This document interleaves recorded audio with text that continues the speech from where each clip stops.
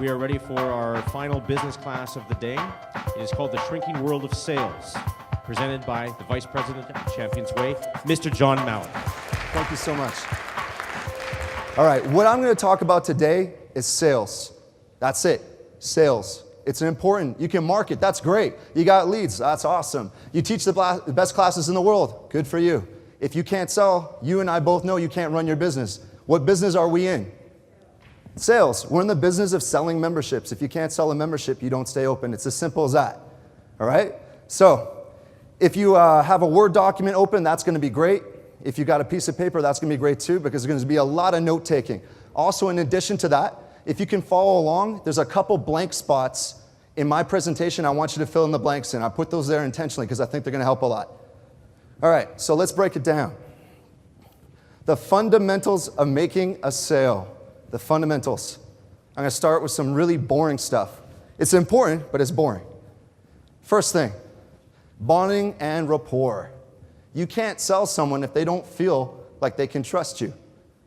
How do people feel like they can trust you? They got to relate to you. So when someone walks through the door or when someone gives you a phone call, the first thing you have to do is find a common ground. Without a common ground, the trust can't start. It just can't. So someone walks through the door. Those are great shoes. Where'd you pick those up? Man, I was looking at those ones. I couldn't find that color though. I just automatically created a common ground. Right away, there's something we have in common. I'm starting to build a little bit of trust.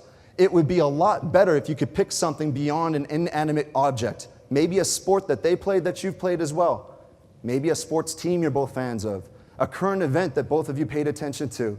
If you're talking to a child, Melody Schumann was up in my school in North Van about 1.5 years ago, and she was talking to a kid that had Transformer shoes on. And right away she said, what's your favorite Transformer? Is it Starscream, Decepticons? Which ones do you like? Immediately she built rapport with them, right? What do you think the parent did when they saw that? They lit up. Hey, this person can get to know my kid. They can really get through to him. So bonding rapport is really important.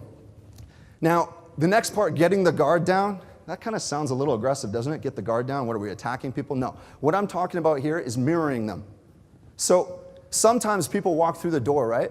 And you can just see it in their face. There's only one thing on their mind. Usually, what's the thing that's on the top of their mind? Does anybody know? Price. So here's what you don't do.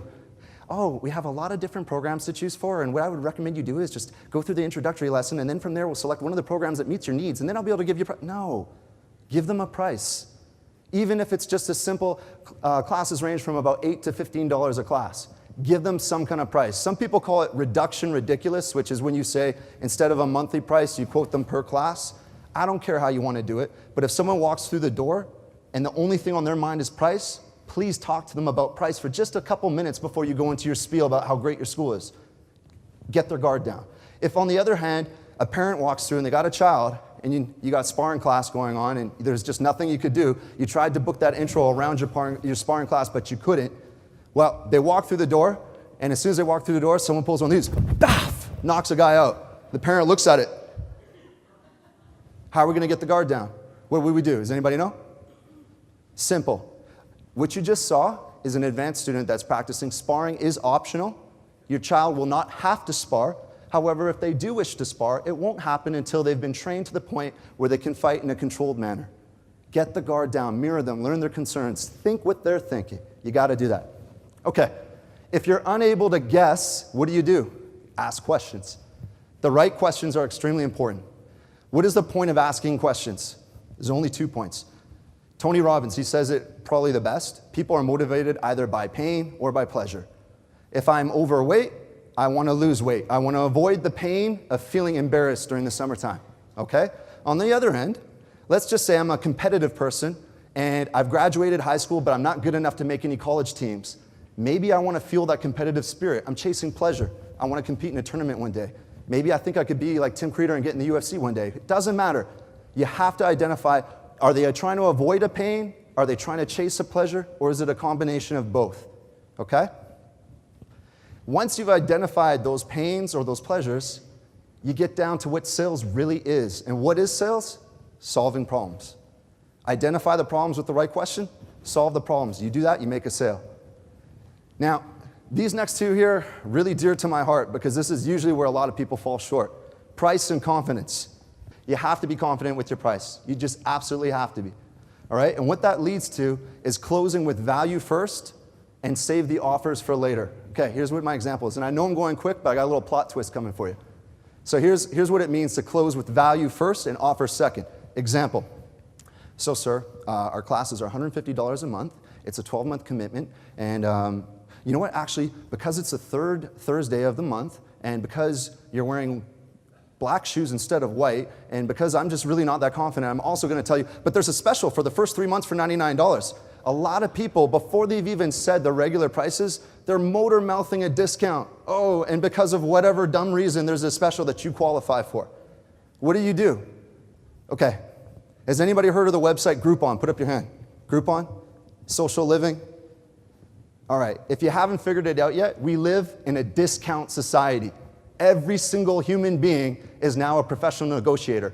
Has anybody here had anybody say to them, can you do anything better on the price? You know, put up your hand, yeah? Anybody negotiate price with you? Exactly. So guess what happens if you throw them your best deal first, and then they say, can you do anything better on the price? You do one of two things. You either sell them a discount, and we can't sell discounts, we'll go out of business, or you're out of ammo. So what you do is stick to your prices. Mention the list price, and shh, nothing. Then they're going to say, can you do anything better on the price? And you go, actually, I can give you the first 3 months at $99 because there's this promotion. After that, you stand firm on your value, okay? So don't be shooting out your discounts and your offers before they've even countered. Save something for the counter, okay? And this one's the biggest one, post-sales. Write this down. The sale is not done until they've referred their fifth friend. A lot of people think the sale's done when you get that agreement signed. That is wrong. Absolutely wrong. The sale is not done until they've referred their fifth friend, because at that point, you know they actually like your services. You've actually sold them on training with you. If you stop earlier than that, and you're not doing 2, 4, 6s, if you're not following up, if you're not looking for referrals, you're actually not selling. You're just killing yourself. You're going out of business slowly. So here's the plot twist. How much do these things matter? I just broke down to you the traditional fundamentals of a sale. If this was a regular sales class, I'd go into some really dumb things like scripts, overcoming objections, rebuttals, all that great stuff you've heard about, all right? But I'm going to pretend to be a lawyer today, and I'm going to bring a case to you that these things don't matter at all, unless you have a couple fundamentals before that. Welcome to the New School. My name's Jon Malach. I wrote an article for Black Belt Magazine called The New School Salesperson. I've included it in the handout. Don't read it now, read it later. But what I want to do today is, rather than talk about the regular fundamentals of sales, I'm going to try and give you what's made me successful. I'm going to try and give you all of that. It's a combination of attitude, it's a combination of individuality, and having an infectious personality. All right? So I'm going to see if I can do that in 40 minutes. I just need you to come with me on this ride, so let's do it. First up, I'm going to tell you about who I am, because if you're talking about sales, you better have something to back it up. So, you might not be able to see that photo, but that's me on the left. I've been training since I was 6 years old. I eat, breathe, live, and something martial arts. It's a big part of who I am. The picture below, that's my brother Blake in the K1 fight. He knocked out his opponent in the first round, 68 seconds with a spinning back kick. Martial arts is who I am. I'm not any different than you. Okay, so what I'm talking about today has nothing to do with my background being different than yours. You all have the capability to do these things. All right? After my career in martial arts, teaching in the schools, I joined Master Farid as his right-hand man. I don't like to talk about numbers publicly, but if you're going to listen to me today, I got to get your attention. So here's a number for you. Before I turned 30, I sold $25 million worth of services and goods. $25 million before the age of 30. All of you have that power. Any of you that are young cats in here today, please pay attention. I'm really targeting you. And the people here that own the schools, the reason why I'm speaking to you is so that you can motivate the people on your team. All right, so let's get started. Oh, whoops. How did that get in there? I got to show you this too. I'm a DJ.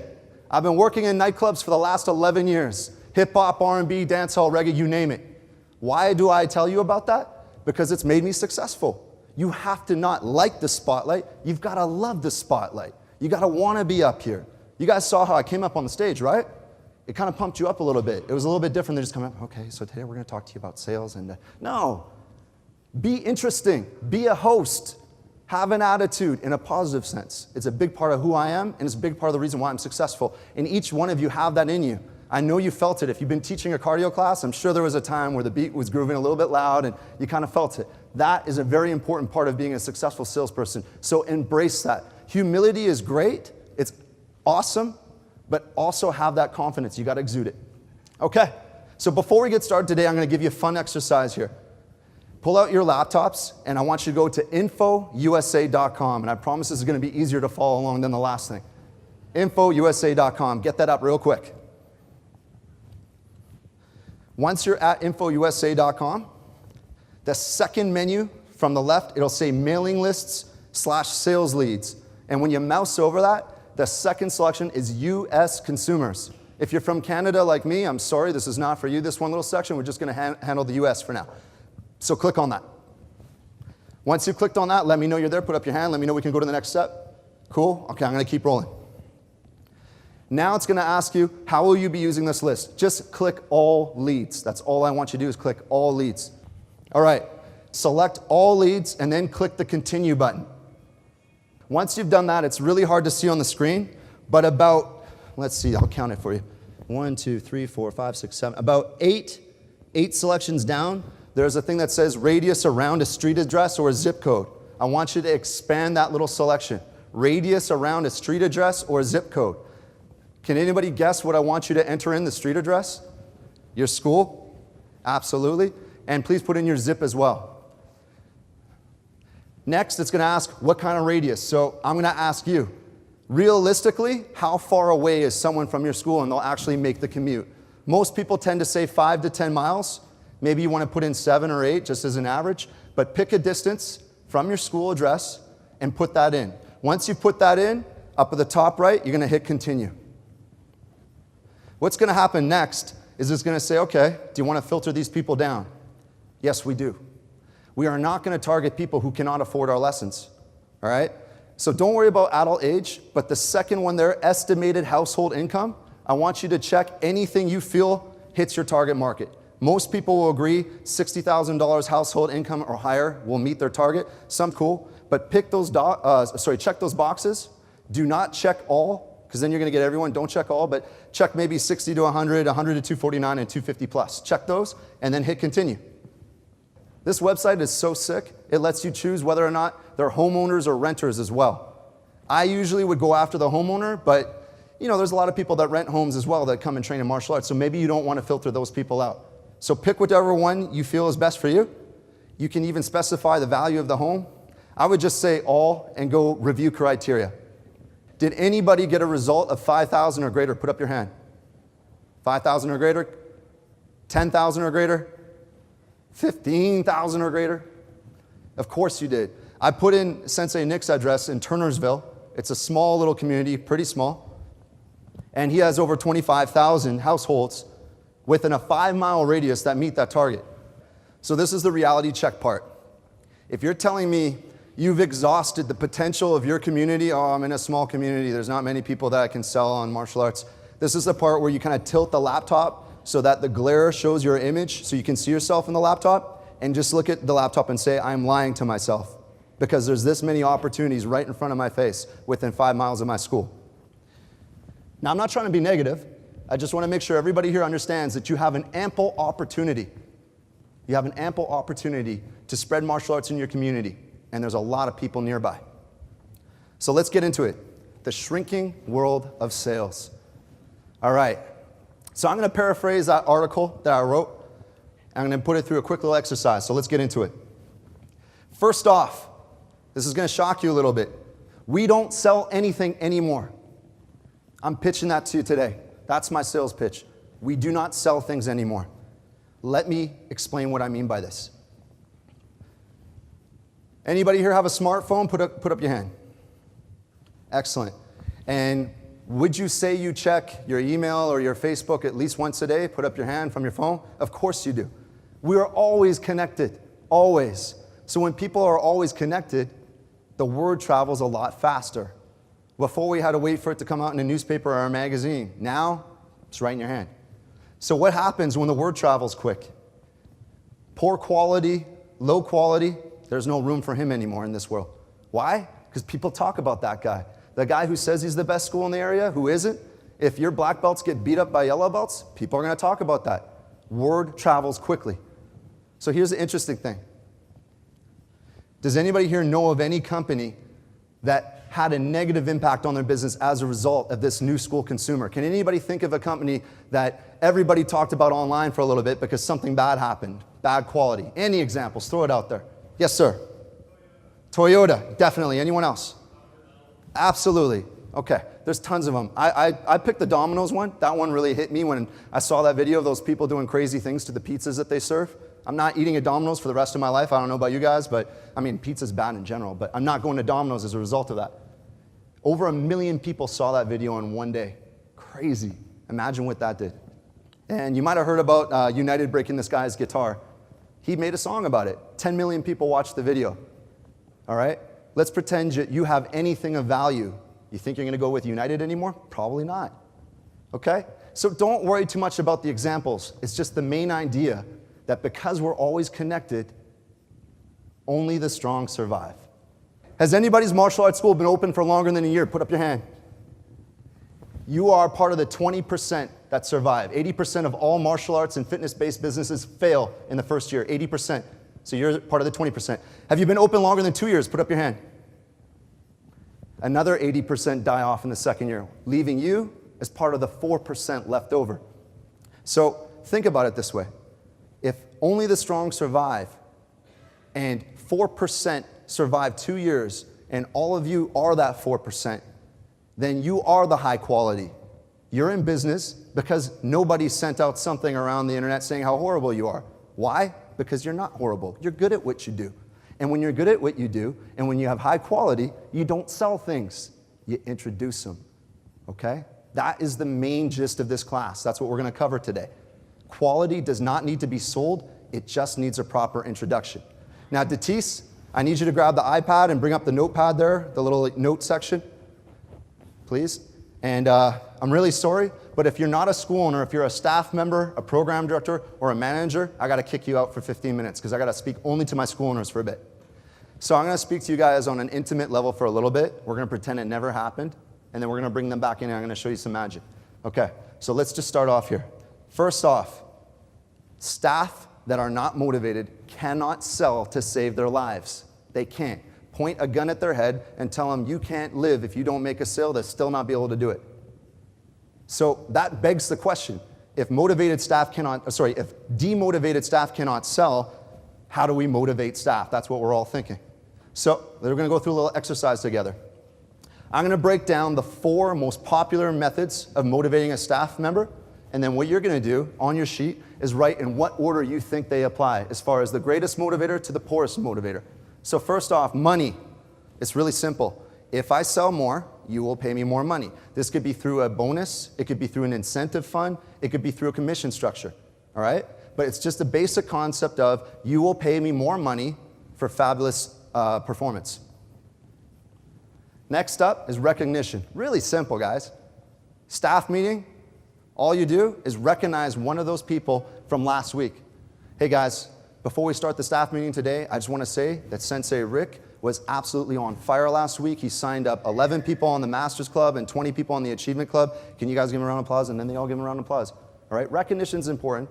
So that would be an example of it. Maybe a good job note as well as an example of recognition. But anytime you acknowledge them in front of their peers, okay? That's the key thing. Acknowledge them in front of their peers. Time off, pretty simple.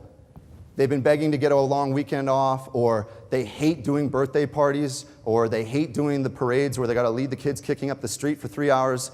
What you do is you tell them, hey, if you hit this particular goal or you hit this number, you're going to get 1 free card to hand in for a day off whenever you want, and I'll cover your back. That's time off, okay? And last but not least is opportunity. It's really simple. Recognize a skill they have beyond what they're doing today and explain to them, if you can take care of your position in the time that I allot for you to take care of it and you get ahead, you're going to get to do this. Or if your sales goal is this for the month and you hit that goal, next month, 1 day a week, I'm going to let you work on that other job. Some people want to be marketing people. Some people, maybe they want to look at opening their own location. Whatever it is, you dedicate a day or so, whether it's per week or per month, if they hit the goal before, and you let them enjoy that position. Let them pretend They're doing something beyond their current job description. That's opportunity. So now that I've broken those down, please, in order of 1 to 4, just write them down on your sheet. I'm going to give you a minute.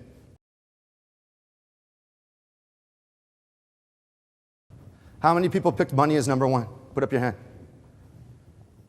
Okay, not too many. What about recognition? Wow, lots. Cool. What about time off? You're by yourself back there, man. And what about opportunity? Awesome. So I hate to sound like the guy on Family Feud, but survey says that's how it works. Youth is 21 years of age or younger. Adult is 22 years of age or older. I'm going to break it down really quickly, all right? Starting with the youth staff. Opportunity is the number 1 motivator, period. Let's just take an example of what world we live in right now. One of the biggest success stories, anybody know? Young guy, started a company, it's worth a couple billion. Right, and in that example, does he talk at all about his life story of being an employee of a company for 5 years? No. Anybody that's had a success story doesn't talk about being an employee. None of them. We live in the world of entrepreneurial spirit. A 13-year-old can start a blog and get traffic to it and sell ad space. So what makes you think that your best staff member isn't going to do this to you? Hey, I've really enjoyed working for you. It's awesome, but I'm actually going to go back to school because there's this little program that allows you to like start your own business, and I get a grant. So thanks a lot for everything. I know you're depending on me, and I'm going to screw your school if I leave, but I got to go. Peace. It's happened to all of us, right? I hope you're not confused as of right now why. They don't want to work for you for the rest of your lives. If they don't see some form of succession planning or a light at the end of the tunnel, don't expect them to stick around. Recognition is number 2. Who doesn't want to be the big fish in a small pond? Who doesn't want to be the big man or big lady on campus? Who doesn't want to feel good about what they're doing? And most of you have a different relationship with your staff. It's not just boss and employee. It could be instructor and student. And some of them probably see you as a secondary parent. I'm sure most of you have had that kind of experience where one of your students is like a son or a daughter to you. So imagine what it feels like when they hear you speak well about them. Money can't buy that feeling. Humans are attracted to feeling good and feeling acceptance. So if you're not recognizing your employees on a weekly basis, I don't know what you're doing, but start. Time off. Okay, so adult staff and youth staff, they're the same with opportunity and recognition. I'm going to break down why these ones are inverse when it comes to youth and adults. When you're young, let's just say you're 18, got an 8-pack or a 6-pack, don't have any responsibilities, got no bills to pay, and your friends are going away for a long weekend, time off is everything to you. Why? Because on a day off, you've got no errands to run. Life is actually fun at that age. That's why time off supersedes money. All right? Money is great for a young person. Don't get me wrong if they're saving up for a car or maybe they want to buy something that's expensive. But most of the time off will trump money when it comes to the youth staff. Now, when we go over to the adult staff, it's really simple why money is better than time off. Time off means nothing to me if I'm trying to make my mortgage payment, right? And when I'm older, I've got more responsibilities. So write that stuff down, take note of it, and please adjust your management skills accordingly. Great, they're motivated, woohoo! How the heck does that relate to getting them to sell more, right? That's an important question. So let's get into it. Commission pay. Let's just give them commission pay. That's going to solve all their problems, right? They're going to make more money. Wrong. Not at all. Commission only makes a good salesperson better. That's it. If they're good at sales and you give them an incentive, then they're going to hit it. But when they're not good at sales and you give them a commission structure, this is what's going to happen. Month 1, they won't hit their goal and they won't make any commission, and they'll actually become demotivated. It's going to have a negative impact versus a positive one. Month 2, they're just going to give up. And then basically what you're doing is you're like the ice cream man driving by just a little too fast for the kids to catch you. Eventually, once they stop chasing that ice cream truck, it's game over. So what do we do instead of commission? We have to make sure everybody who sells for our school has an emotional attachment to the lessons. What do I mean by an emotional attachment? Here's an example. One of your staff members is standing here. I walk by and I go, your lessons are all right. If they don't get upset by that comment, they don't have an emotional attachment. They got to have pride in your school. They got to have pride in the lessons, and they got to feel really good about that stuff. If they don't have an emotional attachment to it, if they're not living it every day, they can't sell it. They just can't. Sorry. Write this down. I believe there's 2 blanks at the beginning. Passion and excitement. Those are the two best salespeople on earth. Passion and excitement. That's it. If you love what you sell, you'll be self-motivated. I don't need to tell you to invent new ways to introduce your programs if you love what you sell. It's as simple as that. But if you don't love what you sell, guess what I got to do? I got to write a script and role play with you. Then I got to teach you how to overcome objections and do rebuttals and all that. And don't get me wrong, those things are important. But all I'm trying to say is none of them matter if you don't have these things in place first. So if the person you're calling, your program director or your salesperson or whoever they are, doesn't love martial arts and doesn't train on a regular basis, you might want to reconsider who's doing it. Or get them training more. Or have a long talk with them about martial arts and get them to understand how powerful it is. Tell them a couple stories about students' lives you changed. I don't know. But you've got to get them emotionally attached, and passion, excitement make the best salespeople. All right, so this guy up here has told us he sells a lot and he's got the secrets or whatever, but you know, am I really sure I'm buying it? I'm not sure if I buy what John's saying right now. So I'm going to give you a couple examples, and maybe I'm going to bring you in on this. See that guy on the far left? ShamWow. Anybody seen those infomercials? The ShamWow guy? My goodness, if I didn't own anything that required cleaning, I'd still probably buy 100 of them if I saw this guy on the street. He is just so enthusiastic about it. He motor mouths it. He loves it. He knows every single thing about that product. Hence, he's a great salesperson. Okay, forgive the pronunciation, acai, whatever you want to call it. Anybody here had someone try and pitch them those berries before? Yeah, of course. They'll tell you that they'll cure cancer, you lose 50 pounds in a week, your passed away relatives will be resuscitated and come back to life. I don't know. They tell you everything about those berries. All right? And if some of you tried selling it, you know what I'm talking about.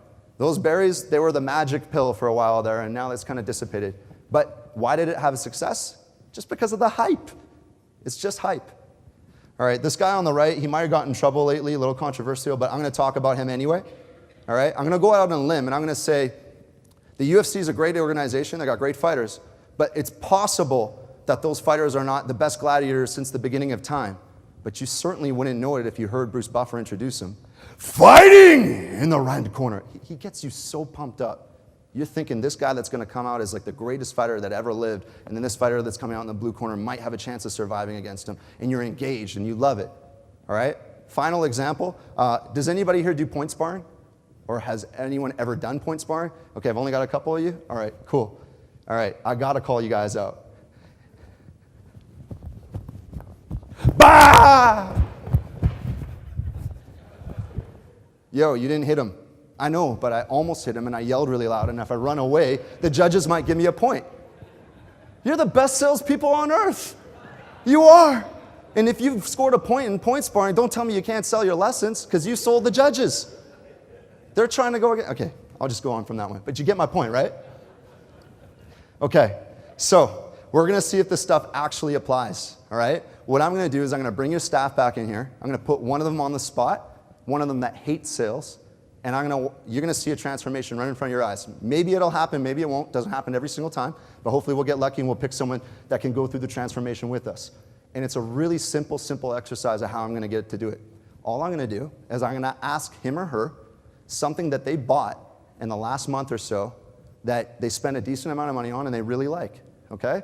And they hate sales, they don't like doing sales, but watch what happens when I ask them a couple questions about that particular item. They're going to become a little bit emotionally attached to it. If I put it down and say, well, why didn't you get the competing products? Then they're going to start talking a lot about it. That right there is what we want to get them to do with your lessons. So let's get those people back in.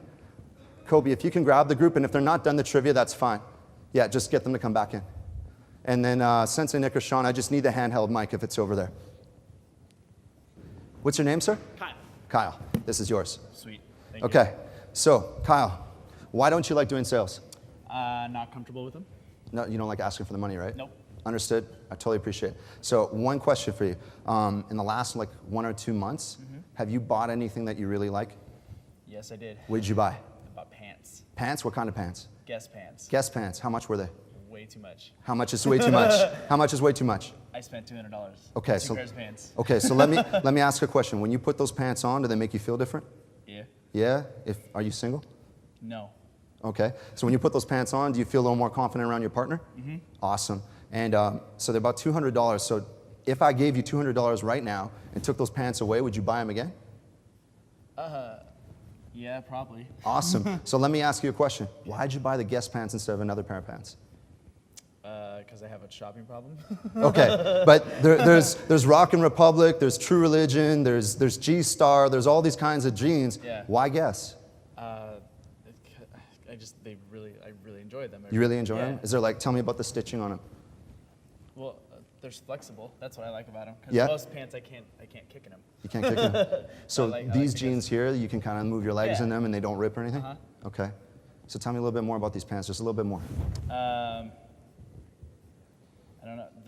The style of them is much better than normally. Normally, they're too baggy. I like the boot cut on them. Kind of like a boot cut, so Yeah. that way they don't drag underneath your jeans and they're tapered. Yeah. Is anybody seeing what's happening here? Is anybody seeing what's happening? Slowly, we're growing, a little inner salesperson is coming out of him. Now imagine how nerve-wracking it is to stand up here in front of 160 of your peers, but he's actually doing just fine, all right? Now, I'm coaching him along and I'm asking him questions, which is helping him talk about the product. But right now, if he was talking to his friends about these jeans, he'd be like, man, these jeans are off the hook. They're I bet you Yep. did. Yeah? Okay. Right when I bought them, I told everybody how much I love my jeans, and I wore them out of the store. Okay. And did any of your friends buy them after or get something similar to them? No, but my girlfriend almost bought some. That's why we had to leave so quickly. Understood. Can you give him a round of applause, please?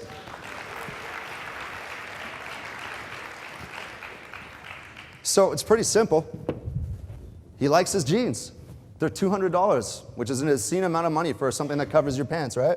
That's kind of, well, I guess in this day and age, most jeans are $200 to $300. But the point is that once I started asking him about those jeans and we talked about his peers, he said, I told everybody, I love them. That's what we want to do with your lessons. We want to take that energy, all right, when he's in his group of peers, and he happens to be probably the target market for who we're selling most of the lessons to in some cases. So when that type of person walks in, all he's got to do is connect to those feelings he had when he bought those jeans, all right? So it's a little abstract, but you get the point. They've got to feel the same way about your lessons as they feel about those jeans, all right? So let's do a quick little recap. If you aren't excited about what you sell, me, the prospect, I won't be excited either.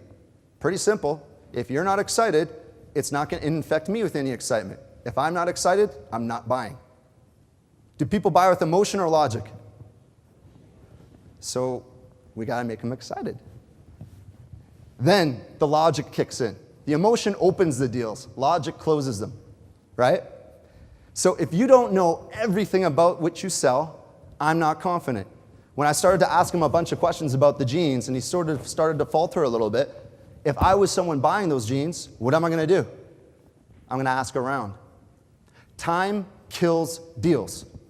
If I have to ask around, even if every single person on earth says your lessons are the best on earth, still, I'm walking away from the buying table, I'm asking my peers, and maybe something like life will interrupt the buying process, and you might not see me for 4 months. I'm sure all of you are going to put up your hand when I ask you the question, have you ever had someone come into your school, take a look around, and then sign up a year later or longer? Put up your hand if that's happened. Okay, you're living proof that time kills deals. The reason why they didn't buy is because for whatever reason, you didn't make them confident or you didn't make them excited. Simple as that. Sales is easy when you love what you sell. Because when you love what you sell, you're not fake. You're not regurgitating some script your manager taught you. You're just speaking from the heart. And the heart is what sells, guys. So if you don't love it, you're going to have some problems. The easiest way to love martial arts, to love the lessons, is to live it. So I ask you the question, managers, instructors, program directors, how many times a week do you train? If it's not at least twice, you're not going to sell anything. Sorry, reality check. You should be training 4 times a week. You should be training 5 times a week. What would be best is if they come in and you still got a little bit of sweat and you say, I'm going to be with you in a moment. I just finished my workout. Can you wait for 1 minute? And by the way, here's this iPad. If you can fill out this registration form, I'll be right back. And then you come out and you come back. Oh, feeling great. Okay, so what did you want to learn about our school today? That is how you want to come across. Has anybody ever been to a fitness gym where the personal trainer that tried to sell you personal training was overweight? No comment. It's pretty simple. That person's not selling anyone unless the gym itself is selling itself, okay? So if you have a beautiful facility, congrats. You know, maybe the facility will sell some deals, but if you want to up your closing ratio and maximize the return on all that marketing time and money you're putting in, get someone who loves it, lives it, exudes it, personifies martial arts. That's the key, all right? So I'm talking about passion and excitement. If you master that, then you can start to focus on the elements of a successful pitch. And by the way, let's get rid of that word and start calling it the introduction of our programs. We don't sell and we don't pitch, we introduce. What are the elements of the pitch? Well, we talked about all that stuff at the beginning. I only wanted to introduce that stuff because I thought there might be a couple, real big management or business type sales individuals in here that would say, this guy's talking about passion and excitement and he doesn't know anything about the fundamentals of a sale or a script. So I covered those things first so I can make a point of telling you that I'm aware of them. That's how I sold $25 million before I turned 30. But you want to know something? None of that stuff matters unless you have the fundamentals, okay? Another way of looking at it, these are like your stance, your front kick, all right? If you're a ground fighter, this could be something like the mount or the guard.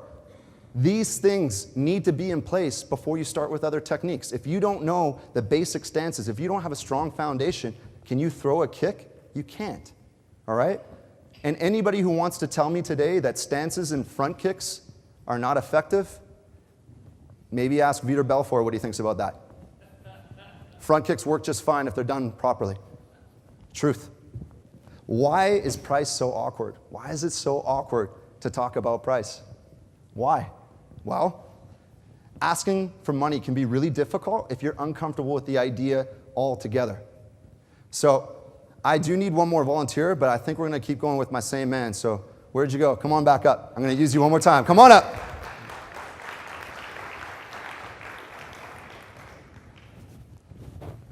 Okay. So what I want you to do is just come and stand with me right here. We're going to stand right in front of these lovely people. We're going to look at this screen together, okay? I'm going to turn on this microphone. Check 1, 2. All right. And there's some numbers up on the screen. And some of you might have seen this exercise before. If you have, this is a great refresher. Okay, you see these numbers up here? Yeah. This little laser pointer, I'm going to point at them. Okay. When I point at a number, all I want you to do is ask me for that money. So if I point at $1, just say, give me $1. Okay. All right, ready? Give me $1. Give me $10. Give me $100. Give me $1,000. Give me $10,000. Okay, wait. Did anybody hear his voice crack when I got to 1,000? Okay, point made. All right, all I want you to do now is when I point to a color, just say, give me red or give me yellow. You ready? Give me red. Give me yellow. Give me blue. Give me purple. Give me orange. Give me green. Give me red. Give me orange. Give me green. Give me $10. Give me orange. Give me $100. Give me orange. Give me purple. Give me yellow. Give me blue. Give me green. Give me $10,000. Oh. Okay. Now this is the part where I'm going to coach you, okay? Okay. All right. The reason why when I get up to these numbers here, you're kind of stalling and you're not exuding the same confidence is because you're not reading the numbers on the page. What you're doing is your brain is saying, geez, what is the perceived value of $10,000? What could I buy for that? I'm basically asking this guy for a car and I don't even know him. Get that out of your head. Get that out of your head. This right here is no different than this. All right, so let's try it again. Ready? Go. Give me red. Give me orange. Give me green. Give me blue. Give me purple. Give me green. Give me blue. Give me $100,000. Okay. All right. That was a big jump. Shall we give it a shot? One more time? What do you think? I got it. All right, let's do it. Okay. Give me blue. Give me green. Give me orange. Give me green. Give me blue. Give me green. Give me $10,000. Hey! I'm going to take that mic for you. Round of applause for this gentleman right here. I recommend, if you haven't done this exercise with your staff, do it when you get back. Part of the CWAY rules is you implement one strategy upon the first business day you return. This could be one of them, all right? Now, there's another approach to this. You don't have to trick the brain into saying red is the same as $100,000. That will work. But there is another approach to it. Another approach to it is rather than thinking about the money you're asking for, think about what you're giving. Okay, so I'll use an example here. Who here has been training for longer than 10 years? Wow. And would you say that you apply what you've learned in the last 10 years or more than that to your lessons when you teach? Yeah? Of course you do. You're constantly evolving your curriculum and adding more to it, right? The Gracie Baja team, they've got over something like 300 locations worldwide. Imagine what it's like to update curriculum on that level. But they do it when they need to, all right? And all of you do too. So if we're always updating our curriculum, if we're always adding more to it, then every hour we've trained amounts to the actual value proposition that what we're giving.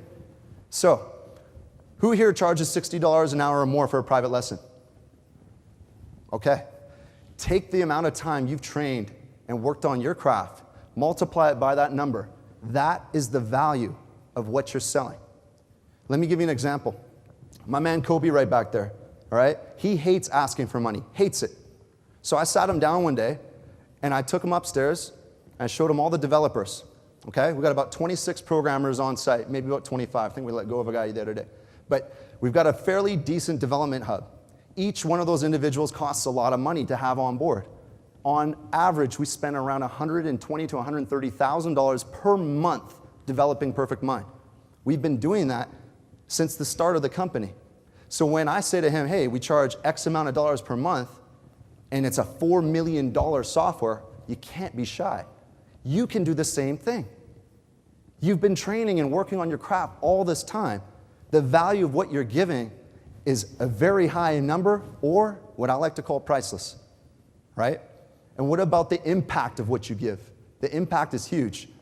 Sean Jimenez made a great point last night when I was talking about this presentation. He said, when I get my staff to ask for the price and it's a child, what is the value of your child saying no to drugs the first time they're presented to them? That's priceless. All right, so without getting to all those examples, because he's going to cover a lot of that in his class tomorrow, it's going to be awesome. You can take two routes. Either go through this drill I just showed you, or break down the true value of what you teach and make sure your staff understand that. Because once they do, there's no way it's going to be tough to ask for $170 a month or $200 a month, because you guys are worth it. Why? I already told you, you're part of the 4%. You don't sell, you introduce. Okay, we got some bonus coverage here, so I'm going to take you through a couple things. At the beginning of this class, I called it the shrinking world of sales, right? And the reason why I call it the shrinking world of sales is because I feel that sales is kind of disappearing a little bit. My man Travis Kettler said that customer service is the new sales. I totally agree. But I've got a couple examples of some other places that you can conduct sales that you might not have thought of. All right, here we go. Option 1, sell your equipment vendors. Anybody here order a lot of equipment from a supplier? Yeah? Of course you do. All right, if you're using your Perfect Books application, at the end of the year, you can see all the receipts that you entered, all the expenses that you entered, and sort them by vendor. If you're not using Perfect Books, all you do is each time you order equipment, take the bill, the amount of the bill, enter it in as an expense and pick the vendor, whether it's Century, Asian World, Tiger Claw, whatever. At the end of that year, you can show your total expenses and sort them by who you spent the most money with. Here's what you do. And if you don't have Perfect Books reporting, don't worry about it. Tally up all the money you spent with your vendors throughout the year, okay? And put them all on one little email. Name of the company and how much money you spent. I want you to put every single one in that email. Then, whichever one you spent the most amount of money with, send them this email and make the subject, give me a better deal next year, or I order from the second guy. Call me crude, call me horrible, but it's true. Why is it that we can't sell our vendors on a better deal? If you're one of their best customers, you should be able to sell them on longevity, retention, and a working relationship. And part of that is giving you better than sticker price. So if you haven't done that, please try it. That's one place that sales shows up. This next example, really dear to my heart. We just implemented it 2 months ago with one of my friend's schools. Worked like a charm, and I want to teach it to you today. Do you guys have GNC stores nearby? You know those health food stores that sell like protein powder, creatine, vitamins, and whatnot? If it's not a GNC, it doesn't matter. But pick any one of those health food stores. Okay. Why am I talking about this? Referrals, building businesses that refer you. Has anybody here gone to a local business, whether it's a pizza shop or whatever, and given flyers and put them on the front desk? Yeah? Said, can you hand these out? And you got a little bit of a cross-referral system going? Okay, if you haven't done that, I'm going to tell you how not to do it right now. This is how you don't do it. So here's my little store entrance. Okay, I'm gonna open it. Pretend these are my flyers, all right? So I open the door, I come in, walk up. Hey, how you doing there? Okay, I'm not gonna find out who they are. I don't care if they're the manager or they're the person responsible for sales or the owner of the store. They're just the person behind the front counter. Hey, so how's your day going? Okay, insert 45 seconds where I pretend to care what they say and then wait for them to finish. Hey, so I got this martial arts school down the block and here's my flyers and it's the Nobody Cares special, the 2 weeks unlimited for free with a pair of gloves or a uniform. Yeah, could I put these up here with the rest of the flyers and then when people come in, maybe you can give them to them? Right, as if those flyers are either A, gonna collect dust, or B, go in the garbage can. You pick which one. So let's flip the script. Here is my approach to selling a neighboring business on selling you. So I'm gonna use my health food store as an example. I'm gonna walk into that health food store. The first thing I'm gonna do is I'm gonna find out who at the health food store cares about their numbers, about how much they sell on a monthly basis. I'm gonna find that person. It could be the owner, it could be the sales manager, it doesn't matter. Once I find out who that person is, this is what I tell them. Oh, hi, sir, very nice to meet you. Actually, it's gonna be a lady, right? Hi, miss, very nice to meet you. So you're managing the sales one? Oh, you're the owner of the store. Oh, that's great. Hey, every season, I do a social at my school where I bring in all my parents and my students. We talk about, anti-bullying. We talk about self-defense awareness. We do a bunch of different things, and it's a really great kind of educational event. And the next time I do it, I wanted to have a focus on health and wellness. And I couldn't think of a better person other than one of your staff members to come in and maybe just talk a little bit about some tips for better health and well-being. And if you could bring in maybe 2 or 3 of your products, but please keep them under $20, like maybe a multivitamin or a type of protein powder, but just bring in a couple products and just do a show and tell. And if you make some sales that night, that's great. I don't want anything in return. I don't want any money. I don't want anything. But I just need somebody who knows what they're talking about to come educate my parents and my students about health and well-being. Okay? Whether they do or they don't come in, whether you actually go through the whole process does not matter. The point is you're actually exuding something as a gift first rather than coming out with your hand out. Imagine they do come in and they do that talk. Doesn't matter if only 30 people are there. The point is you're taking somebody and allowing them to come in and sell your clients. All right? Now fast forward a week after that. What do you think is going to happen when I come in with those flyers? A bit different, isn't it? They'll probably put them in every single bag when people buy things. So that's just 2 little bonus parts on where sales also can show up, selling your vendors and also selling the neighboring businesses.